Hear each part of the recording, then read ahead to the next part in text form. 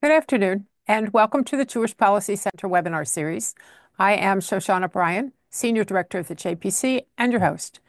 A quick intro today, and then on to our guest, Todd Bensman, who brings us some very disconcerting information about links between our American foreign policy interests and our domestic policy interests in the form of immigration, where we've been, where we're going, and what might be happening to us.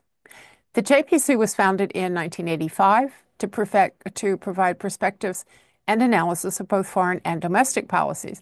Today, we're going to do them both together by scholars, academics, and commentators. You can find us on our website, jewishpolicycenter.org. There you can read our Insight and In Context articles and our magazine, In Focus Quarterly.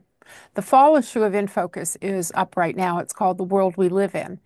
And let me tell you, it is not an optimistic issue. You also can find our definitional issues, what I consider definitional issues of In Focus. The one of winter 2024 was devoted to the awakening in the American Jewish community after the horrible events of October 7th, 2023. And spring 2024 is about Israel's ongoing battle for the security of its people. Both of those, I think, are worth revisiting. You can also find all of our webinars. We encourage you to binge watch. That is jewishpolicycenter.org.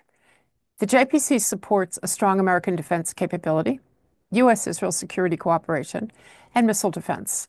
Right now, as it has been for more than a year, our most important job is to support the legitimacy and security of Israel against anyone who would deny them. And now more than ever, we support the government of Israel and the IDF in their efforts to defend the people of Israel, making Hamas and its fellow travelers release the hostages, eliminating Hamas and Hezbollah arsenals, and eliminating their ability to rearm and to govern. The JPC advocates for small government, low taxes, free trade, fiscal responsibility, energy security, free speech, and intellectual diversity. As I mentioned, our foreign policy interests come together with our domestic policy interests on the issue of immigration. And certainly for the last 4 years, we've seen a change in the American people's attitude toward massive and undocumented immigration. It is both a social and a criminal and a security issue for all of us. But also more recently, the issue of terrorism has arisen in relation to illegal immigration. And that's where we get to our guest today, Todd Bensman, who is a senior national security fellow at the Center for Immigration Studies in Texas. He is the author of a book entitled America's Covert Border War, The Untold Story of the Nation's Battle to Prevent Jihadist Infiltration. If you can't remember the title, look up Todd, look up the website, and you'll find it. Prior to joining CIS in 2018, Todd led Homeland Security intelligence efforts for 9 years in the public sector. Before that, he was a journalist with more than 20 years of experience in covering security, with particular focus on the Texas border. In 2009, he went from journalism to join the Texas Department of Public Safety's Intelligence and Counterterrorism Division. I didn't know they had one, but I'm glad they do. There, he managed teams of intelligence analysts who worked with federal Homeland Security and U.S. intelligence community members to identify and mitigate terror threats. He designed and directed collection operations that fed into the intelligence community and prompted or advanced federal counterterrorism investigations. As a journalist, he worked for the Dallas Morning News, CBS, Hearst newspapers, covering the FBI, federal law enforcement, and serving on investigative teams.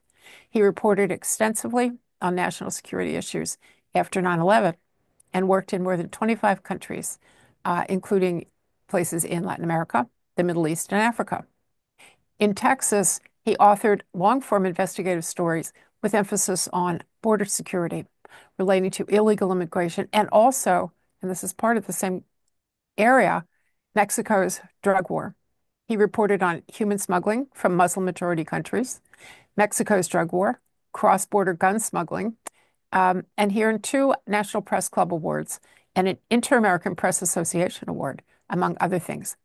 He has reported from Israel, Egypt, and Jordan on the Gulf War of the 1990s. And to round out his experience, he covered conflicts in Moldova and Bosnia. I don't think we've ever had anyone who's traveled that widely and that many places to cover these issues. So I am very pleased to say, Todd Bensman, the floor is yours. Well, thank you very much for having me. You totally have dated me now, as an older, a mature American, because I've been around. But I do appreciate being here and writing for the Jewish Policy Center at least once, hopefully again. I am now a border security, I guess, expert. I was a journalist and then an intelligence worker, and now I'm kind of circling back around to the beginnings, to square one. And for the last 5, 6 years, I have been covering the border as a journalist. It's kind of hard to break old habits, I guess. I did that for 20 years. So I spend a tremendous amount of time in Latin America now, in Mexico, and all along our border. I live in Texas. I've written a couple of books about the border and what's happening. Unfortunately, I'm not going to be delivering a happy meal here during your lunch hour, I'm sorry to say, but it has to be said and discussed because this is a momentous border crisis situation that literally changed the course of world history. I mean, if you figure that it is responsible for uh, the rise of Donald Trump a second time, that is a very significant. It's very significant as an issue. So, but one of the key components of the mass migration crisis that began in 2021 is the diversity of nationalities that we've seen come to the border. Uh, it is the greatest percentage that we've ever seen. We've had these surges happen here and there, but usually you're thinking, Central Americans and Mexicans, but that's not the case this time. More than 45% of everybody who has reached our border is from some country other than Mexico or Central America, including just about every nation on the continent of Africa, every nation in the Middle East. I've met them all personally, met them, interviewed them, photographed, videotaped them, um, and from everywhere in Asia. I mean, literally the entire world. About 190 countries are represented as having reached our borders. That poses a singular national security threat, in my view, and in the view of other Homeland Security practitioners, former and current, that spies and terrorists have entered the country, will enter the country, and pose a threat. I want to just say, though, that to give you an idea of the scale, some 10 million, at least 10 million foreign nationals have been allowed to cross that border in the last 45 months. They are in the interior of the country now by the millions from all over the planet. Most of them are strangers. Our vetting protocols were collapsed right away. Our national security vetting programs that I write about in America's Covert Border War, that I reveal what we've been doing down there for the years after 9/11, have been completely collapsed and crushed under the weight and are no longer in use at all. Or I'll just say to a very, very minimal fractional extent. What are those? What do we do down there? We, in normal years, have somewhere between 3 and 4,000 people from Middle Eastern countries, from Muslim majority countries where terrorist organizations operate, come in about every year that we apprehend. We call them special interest aliens. We tag them like that because when we tag special interest alien, they get normally moved over for secondary inspection. That means intense interviews, eyeball to eyeball. We go through their pocket trash. We double check databases. We go to the Five Eyes, all of our allies, to see if they have any intel on these people. And if they're all clear, then we put them through the normal immigration system. That was when there were 3 or 4 thousand a year, and every year we might cut maybe 5 or 10 who are actually on the FBI's terrorism watch list. That's what we're looking for. We want to filter out those kinds of people from the special interest alien traffic. There's a lot more to it than that. There are things that go on in Mexico and in Panama as well to screen aliens from those nations as well before they ever even get to our border and get them off the trail and deal with them down there. So, in any given year, maybe 10 to 20 down south and at our border. Very few ever actually reach our border who are on the FBI terror watch list. And mind you, not everybody, every bad guy is on the FBI's terrorism watch list when they cross. And so we really don't know what we don't know on this. But in 2021, certain policies by the Biden administration set off this massive migration crisis that just went on and on and on. 200, 300,000 a month, just swamped us we just couldn't do anything. We were helpless, completely helpless. Honestly, I was down there and I watched it happen. Um, and we now, instead of having 3 or 4 thousand special interest aliens to check per year, it's more like 100,000. Uh, we really don't even know because they don't provide that information. There are FOIA requests, but there have been leaks to conservative media to the extent that it's 80,000 and 100,000 and more, 300,000 altogether from special interest countries. Obviously, our infrastructure was not set up to do eyeball to eyeball interviews with them. So the vast majority of special interest aliens this time were waved right through into the country, stamped in, and said, "We'll get to you later someday."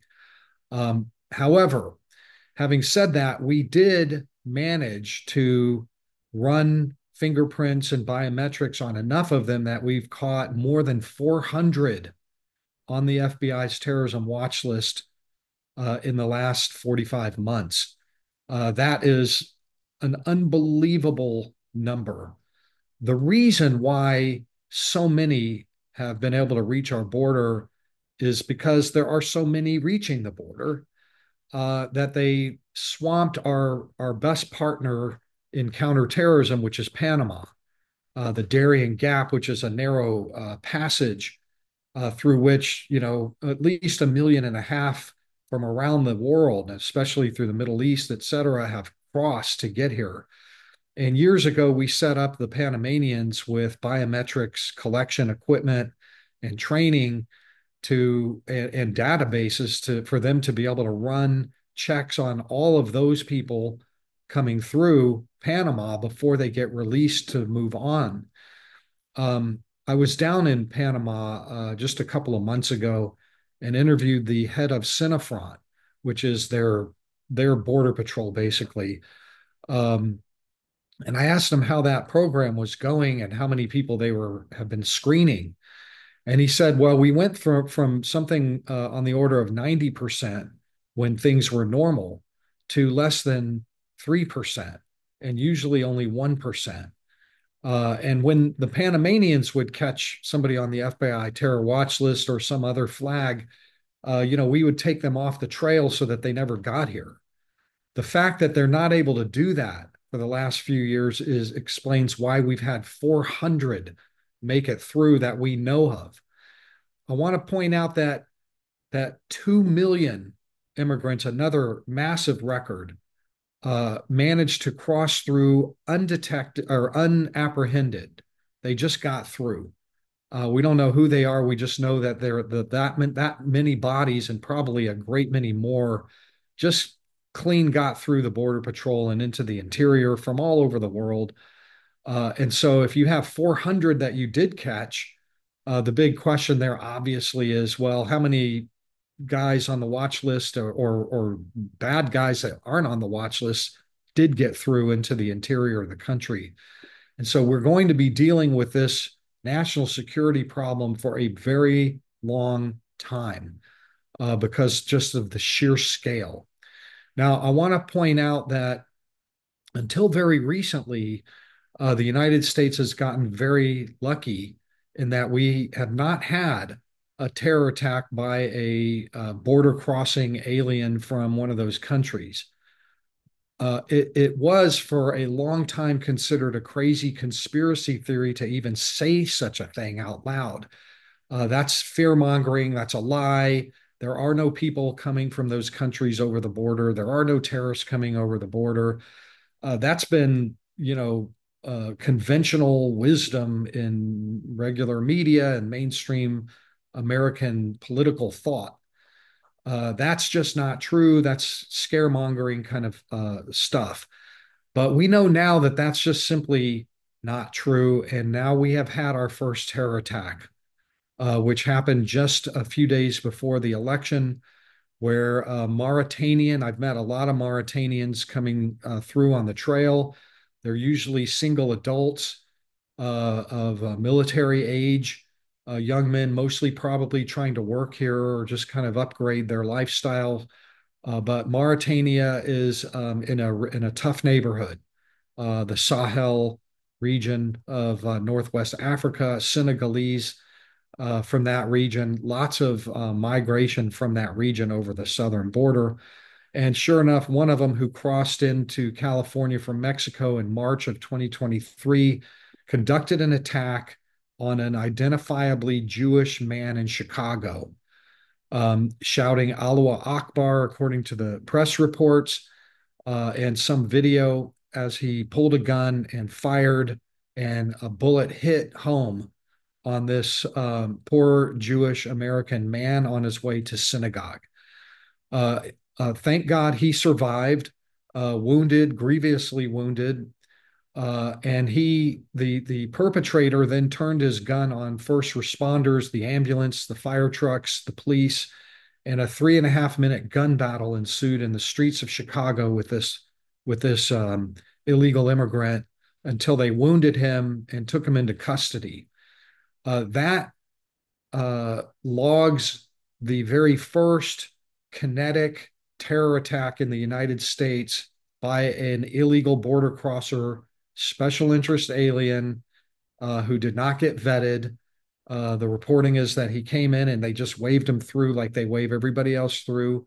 They did not do the interviews, as far as we can tell at this point.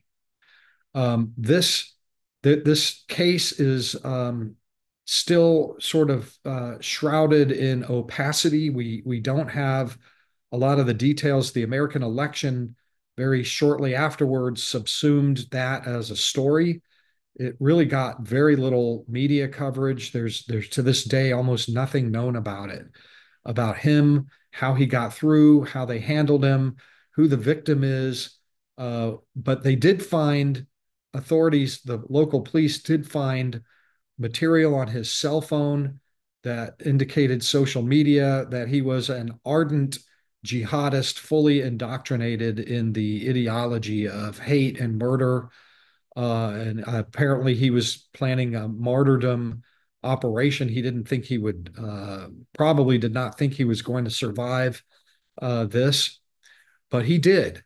The Chicago state attorney has filed the very first state terrorism charges under their state statute against this Mauritanian, which is very odd, very unusual that there was no federal, there's no known federal involvement. The FBI normally would be all over a case like this. They probably are, but they're keeping an arm's length from it. We don't know whether he had co-conspirators, whether more are coming, whether he took direction from overseas, whether he came in, he was sent in to do something.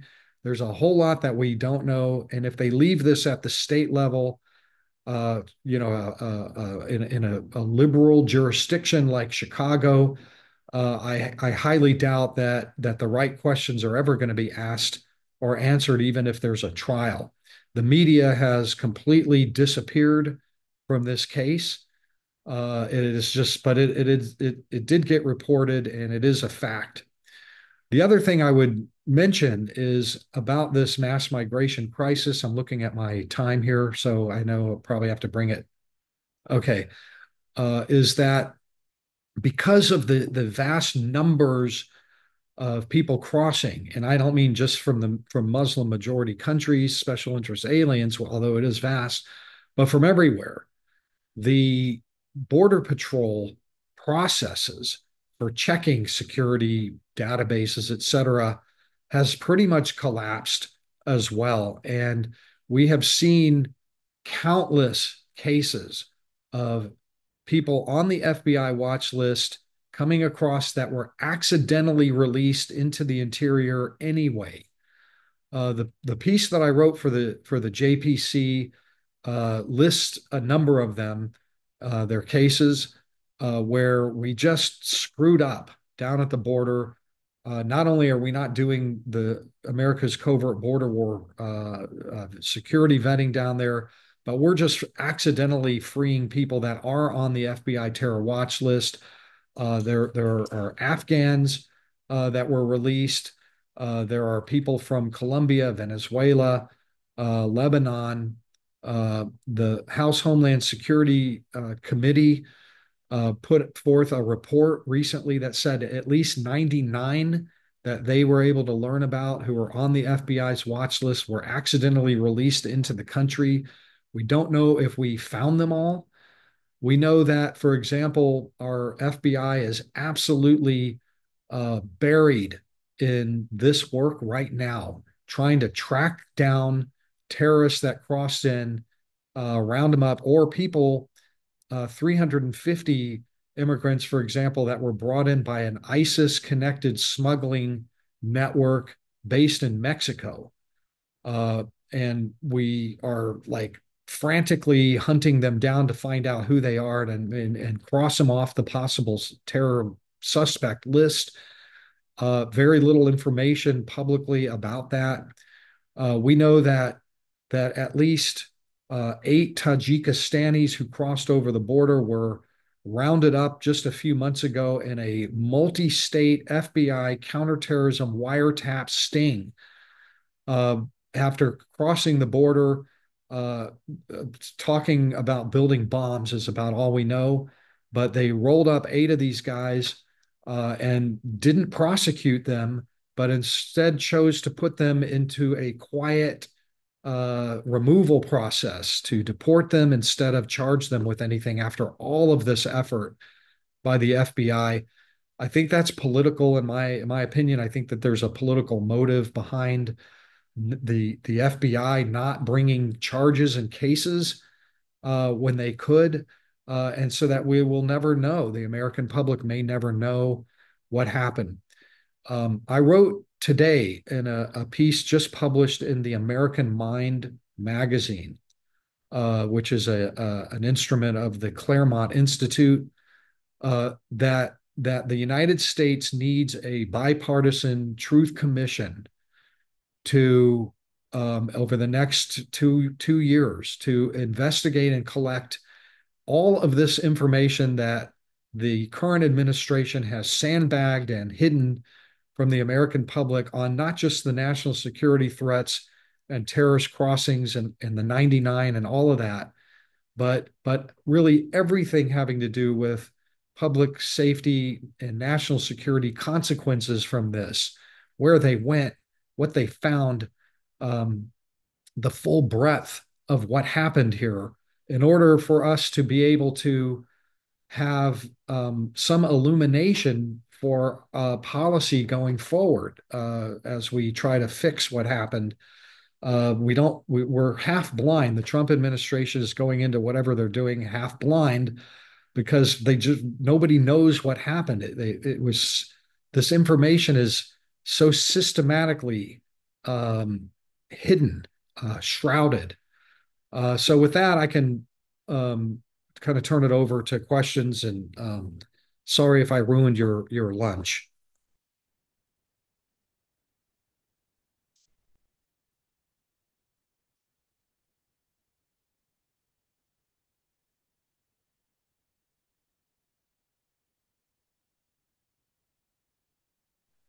Okay.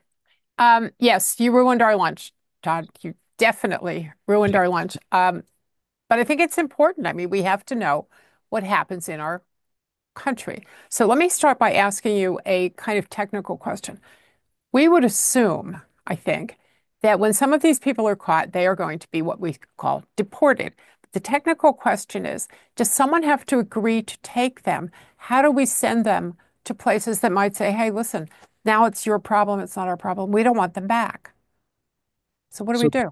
the first thing that we do when we catch them and they're in detention is we wring every possible piece of intelligence that we can from them, and then we get rid of them. And by that I mean we deport them. If it, and that is, I'm going to just say it's a mystery about how and where we deport them because there are recalcitrant countries that will not take their people back, especially a terrorist that they got rid of this way. So I think what happens is that we will deport them to other friendly nations that are third nations to deal with them in those places.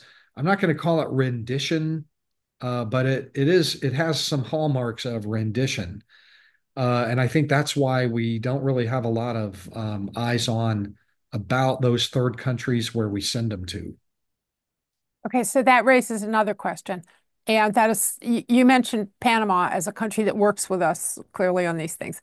How is Mexico and has the Mexican election changed things for them? Is the new administration in Mexico going to be amenable to working with us on, for example, keeping migrants there in Mexico and not letting them go through or taking them back from us when we send them back? How are those guys doing?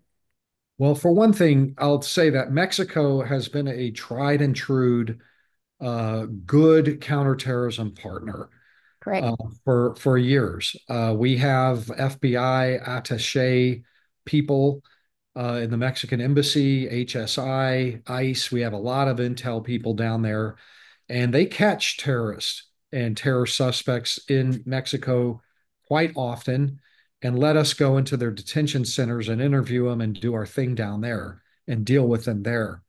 But having said that, the Mexicans have been just as overwhelmed by our lenient border policies as we have. And some of these cases of accidental releases happened in Mexico. One Yemeni in particular, they caught him, and then they released him without anybody able to get to him. And we don't know where he went. There were bulletins put out saying, "Watch out for this Yemeni that the Mexicans released." And we know of other cases like that. There's a Muslim only migrant shelter in Tijuana with that is processing thousands of Muslim majority nation migrants into California and elsewhere. I actually had an opportunity to go there in 2022 and investigate it on the ground and interview the people there and the director. And they told me that nobody from either the American or the Mexican intelligence agencies had ever approached them once, Oh, uh, and that they were happy to provide all information that they had to either side, but nobody was interested. And so Mexico is swamped as well. Their counterterrorism mission is completely swamped. Their policy for the last 4 years has been to allow the movement of millions through their territory to our border. They did in the last 8 to 10 months, as a favor to the Harris Biden administration's political campaign, put a military operation into effect down there. The media calls it Operation Carousel, where they are scooping up tens of thousands of immigrants from the north and shipping them to their southern provinces, and then militarized roadblocks hemming them in and trapping them down there just through the political campaign season so that the numbers crossing wouldn't look so terrible as Biden first and then Harris were campaigning. That military blockade is only just so good because the primary people that are still coming across are, you guessed it, special interest aliens that are able to afford the smuggling fees that get them around Operation Carousel. And so most of the people that you see crossing are from those Western African nations and the Middle East and Iran.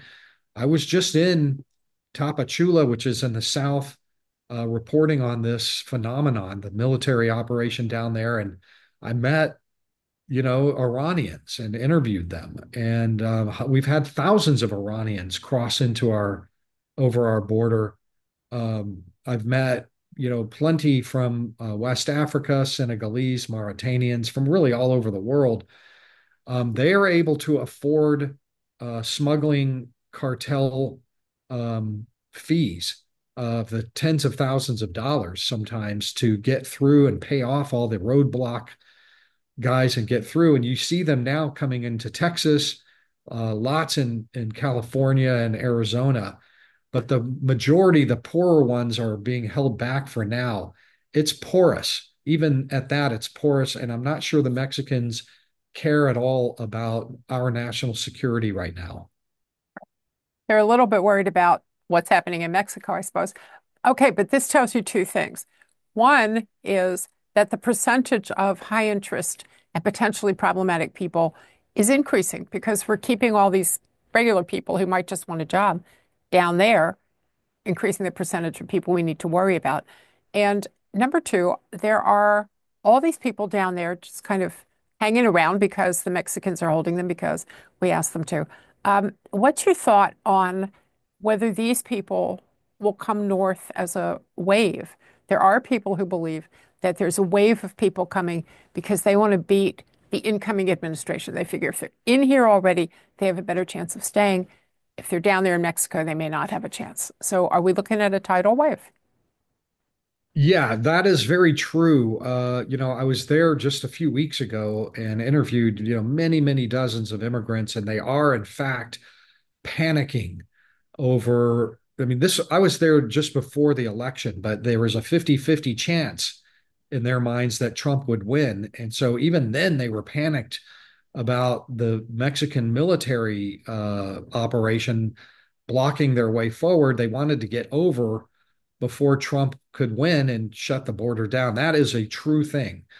But having said that, the new Scheinbaum administration, uh, for now, seems to be holding the line with Operation Carousel. And the reason, in my opinion, because I believed at the time I was down there that she would say, "Well, we did our job. You had your election. We held them back. We're done. We're going to let them through. It's a big headache, a migraine headache for us. We're going to let them through." But then the day before the election, Trump was at a campaign rally in North Carolina, and he said during that, he says, "If Scheinbaum releases these people, I'll come in on my first day and put 25% trade tariffs on all Mexican products.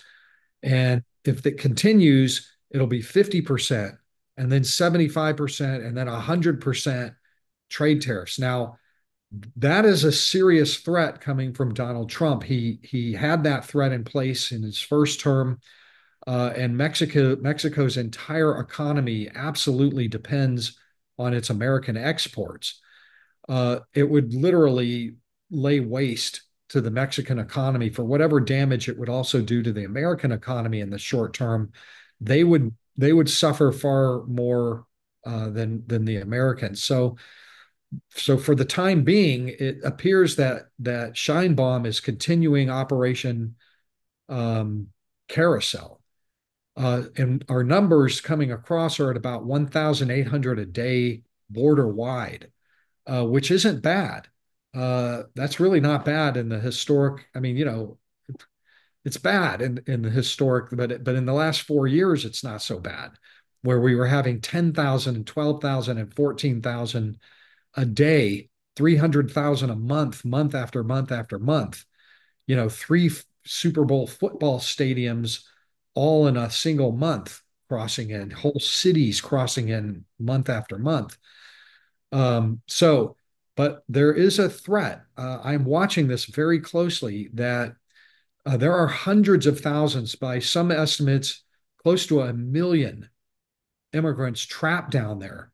And my concern is that they could organize in a way that would overwhelm Operation Carousel, and just have this pell mell, and then overwhelm us during the transition period. And so as a result, you have Texas and even the Biden administration putting together surging troops and forces down there right now, just for the in case and eventuality that that happens, that the Mexicans are overwhelmed. Fingers crossed. We're watching this for the next 60 days, but then after that, I think that it's over once Trump is in there. So, well, one would hope that you're right and that people might make a decision to go home. But the people that are most likely to go home are the ones who aren't dangerous to us, the ones who don't come with a terrorist agenda, someone who wants to improve their condition and all of that. Those people are probably more likely to go home than terrorists who have an ideological reason for wanting to be here, which leads me to my next question, or actually a request that you tell us a story. There were two Jordanians who commandeered a truck and they came to Quantico Marine Corps Base here in Virginia. They were stopped at the gate by the Marine Guards and attempted to run the gate. They were arrested. They are illegal. They are Jordanian. I don't know who they are because nobody would tell you who they are. But they were taken off, and it was assumed that their goal had been some kind of destruction inside the Marine base. Turns out they were released lately, yesterday, day two, last week, whatever. What do you know about that one? And the attempted illegal entry of a military facility charges were dropped quietly. This is a very it's a very strange case, because there could be a plausible explanation for what they did, but the Biden administration has absolutely circled the wagon on that case, blocking and fending off, stiff arming all inquiries about it from members of Congress, lawmakers, media organizations, me. I mean, fending off questions at the White House, press briefings. Very, very odd. The way they worked within the court system, knowing that there was interest in the case. Um, they delayed filing papers, they delayed filing charges, thinking people would go away, and then finally just dismissed everything, and nobody knows what happened to them or what this was about. Whether this was an attempted terror attack. One of the Jordanians crossed the border illegally. The other one was a student visa overstay, student visa fraud. Then they got together in this big box truck, supposedly as Amazon delivery people. Maybe they were, but you could easily put this whole thing to rest by just saying, "Hey, it was all a miscommunication. They didn't understand whatever it was. It's not terrorism. Tell us it's not terrorism," but they never would. Again, this is another great case for a truth commission about the border crisis in general. All of these national security issues that have been left in shrouded in secrecy could be revealed with such a commission, and congressional or presidential. So you said something else there, and we're not doing this side of the conversation, but someone who overstayed a student visa or someone who has a fraudulent um, student visa. So a lot of people come in here with student visas, and a lot of people overstay them. Isn't that another mechanism for those kinds of people to come in? They don't have to cross the border. They can come in legally. And what do we do about getting rid of them when the visa's up? We know when the visa's up, right? I mean, it's somewhere in the files. We know when it expires. What do we do about them? And Well, I we know I hadn't talked to you about going in that direction. So well, answer if you want to. it's a good direction, because there are things that we can do and we should have been doing all these last 4 years, but we're not doing. And that is when somebody overstays their visa or gets a student visa and doesn't do what they said they were going to do. In other words, it's visa fraud. We have ICE agents, HSI agents. We have a lot of them that can track them down, arrest them, and deport them. That's what's supposed to happen. There just simply has to be a will to do it. Now, I also just recently wrote for the New York Post. You go to my website, toddbensman.com, or the New York Post and look me up there, and you'll find this about Trump's travel ban. Now, this is a misnamed, often it's a very sticky name called the Muslim travel ban. That is inaccurate. It was not strictly we're banning all Muslims. And he's promised to bring this back. That would prevent a lot of abuse on the front end, like this in this sense that, and I lay all this out in the column if you want to go read it, which is to say that we are going to severely restrict the issuance of visas from nations that for which we are unable to vet their citizens for security. Think Somalia, that hasn't had birth certificates or marriage or driver's licenses for 30 years, right? You can't, they don't have computers. They're on the ban list. Yemenis, uh, same thing. 13 of them, there were 13 countries, 12 of them were Muslim majority. One was North Korea for other good reasons that I don't need to go into here. But my my prescription for this is that not only does this ban need to come back, or the restrictions, but it needs to be vastly expanded because times have changed. And the original list I never thought had enough countries on it. That would prevent new problems, like Iraq should probably be on that list. Afghanistan should be on that list. It's Taliban controlled now, unlike before. They're not going to help us with an intel share. The Taliban, they're not going to dime out their own people that are sneaking into our country, right? Um, the Iraqis that are coming in, we've had too many of them that are terrorists. We've had a lot of problems with everybody who is on that list. The Biden administration eliminated it on day one as discriminatory on the first day. And I think a lot of damage has happened in the years since then. We need to bring that back, and we need to deport those who came in from those countries and are in violation of our laws. So to be clear, those were countries where people were coming in legally. They had visas to the United States, but they came from countries where one of a couple of things, it seems to me, particularly when you count North Korea. Either they are unfriendly to us. I mean, I would say North Korea. I'm not sure I want their students in our colleges. Or Yemen, where you may not know if they're Houthis or Yemeni government. So it's unfriendly countries, but it's also countries where the vetting process at home doesn't work. So then you look at countries like Somalia, where they simply can't necessarily provide the information that we need. So you're really not talking about a Muslim ban. You're talking about a ban on people from countries whose interests are not just not consistent with ours, but are opposed to ours, and countries where the vetting process doesn't exist. Right. That's where we are. That's what that is. Yeah, the whole travel ban was predicated on the ability or inability to security vet. It never was about religion. It was only about like Libya. Like there's Right. no government in Libya. Who are you going to call for an intel share on the Libyan guy that applied for a student visa? And the whole country is just riven with these, Islamist terror gangs that control sections, and they're, I mean, there was a time when Venezuela was on that list because they're hostile. They're not going to help us. Cuba is never going to help us with an intel share on criminals from their country. That's not even a Muslim country. Cuba ought to be on that list.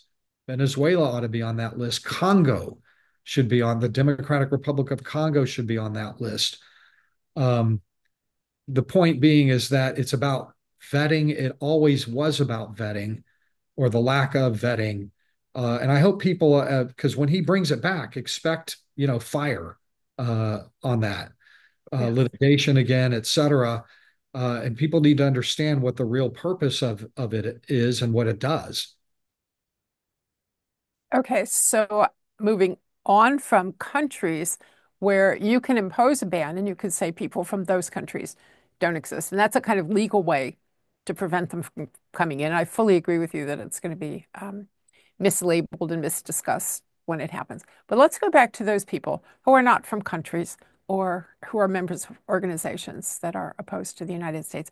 You published a series of stories about something called Unit 910 about Hezbollah and Hezbollah operating in the United States. Now, Hezbollah operatives can come from lots of different countries, including, for example, Jordan, which is supposed to be an ally of ours, or Turkey, which is supposed to be an ally of ours. Um, what was Unit 910 doing, and is it still doing it? And how are Hezbollah people getting in? Yeah, Unit 910 is the clandestine operations arm of Hezbollah. And their job is they're operatives that are stationed inside the United States in big major cities. They often have U.S. citizenship, naturalized. They came in legally in one way or another, overstayed their visas, whatever, got asylum, came in as refugees, but maintained their connections to Hezbollah. Got through our security vetting, and their jobs are to be prepared for the call. The call would be to kill uh, targets in the United States and wherever else they are. They're in lots of countries. Most recently, and we know all this from public prosecutions of them in Chicago and New York and Dearborn um, and elsewhere. Most recently, where this matters is, we know that the FBI foiled a plot to kill Donald Trump.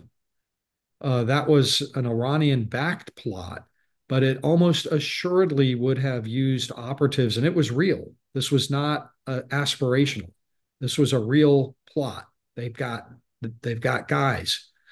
So those are probably Unit 910 people. They collect target lists. They collect weapons. They are ready to, and they're trained. They go back to Lebanon frequently for training, and they're here.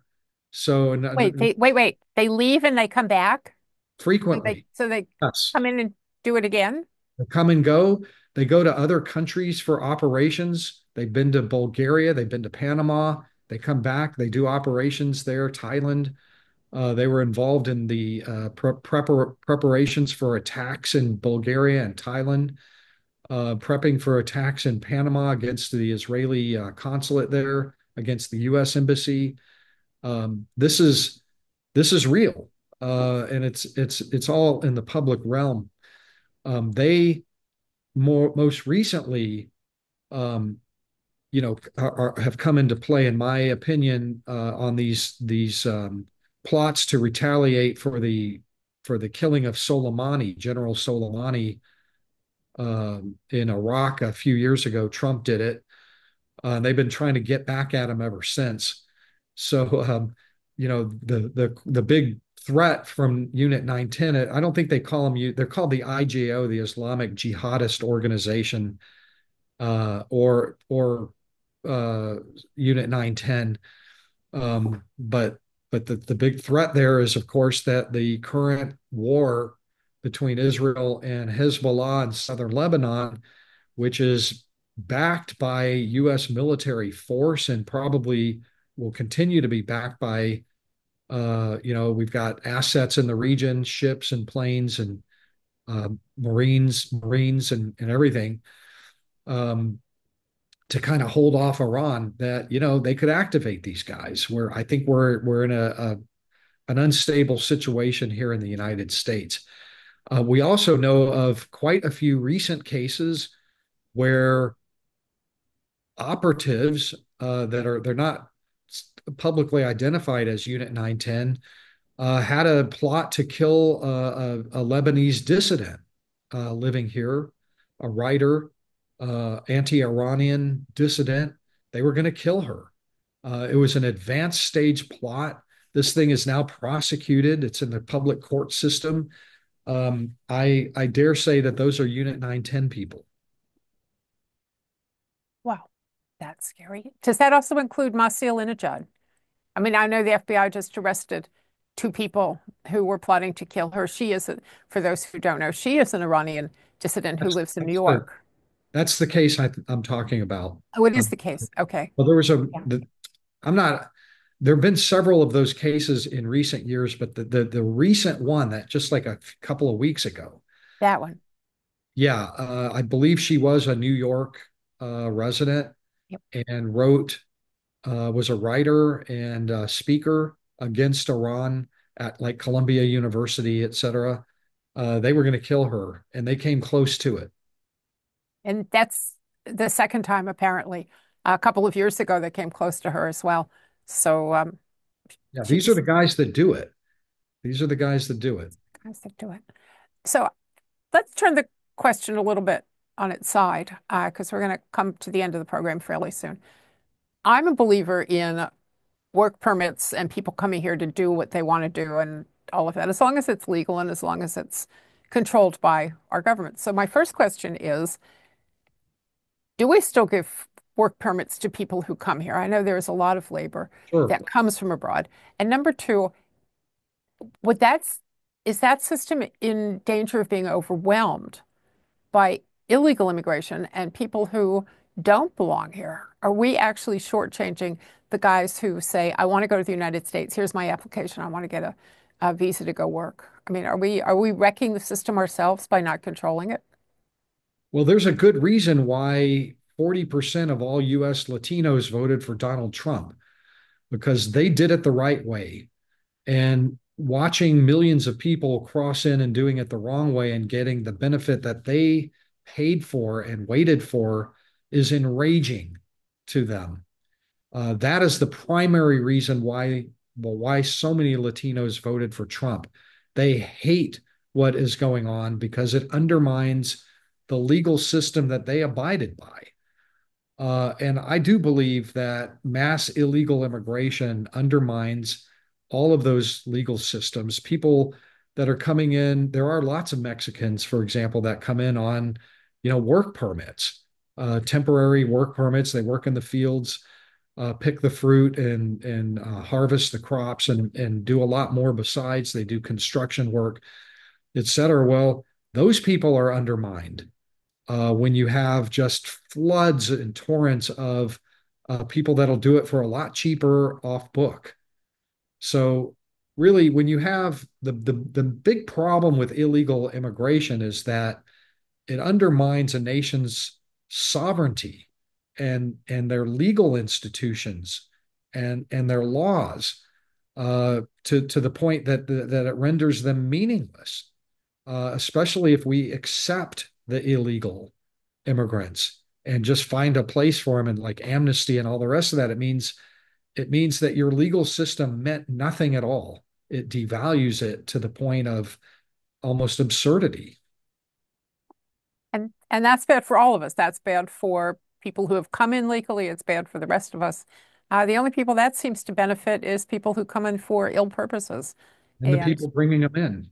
and well, see, and we didn't even talk about that. We didn't talk about sex traffickers. We didn't talk about gun smuggling. We didn't talk about drugs, all of which, and obviously the worst is sex traffickers and child traffickers because that's directly affecting human beings. But drug smuggling and gun trafficking, this also affects the quality of life for everybody else.